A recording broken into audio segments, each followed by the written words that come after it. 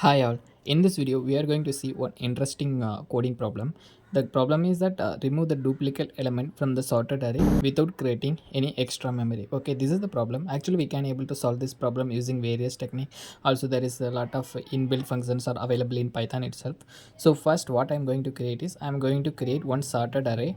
So a sorted array is nothing but it will start from the small value and it will end with some maximum value. That's it. Okay, after that, here we are not allowed to create any new array or else dictionary. Okay, so for that what we are going to do is that we are going to solve this problem using the pointer technique, so that we are going to initialize two variables. One is I and another one is the j. So I is 0 and another one is 1. Okay, another one means j. Okay, after that we are going to create one loop so that we can able to sort the array without any repeating characters. Okay, so the condition what I am going to give is that if the length of the sorted array is equal to j.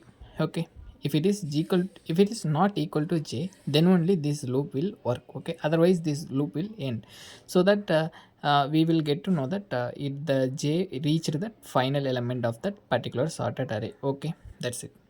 After that we are going to compare first index value with respect to second indexed value. Okay, it's nothing but we are going to compare each and every value one by one next to each other. Okay, so first I'm going to compare 1 and 1. Okay, if both are same, then in that case what we have to do is that we have to delete that second one. Okay, so that what it will do is that first it will consider the first one, and second one is also similar to that first one, so it will delete that second one. Okay, so it won't change that I and j, so that loop again will execute. So again, after that it will go there and again it will delete that another one. Okay, so till now it will work based on this loop. Okay, so once, okay, if it is equal, then what we have to do, we have to just increase our variable, okay, to next point. Okay, if it is 0, so we have to move it into 1. If it is 1, then we have to move it into 2.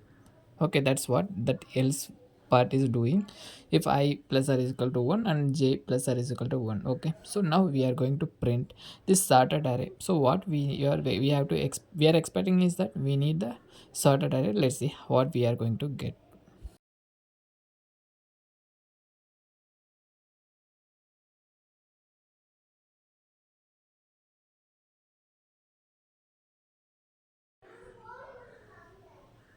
Finally we got an output, so you can able to see 1 2 3 4 5 6 7 8 9 10. So we shortlisted the list. Okay,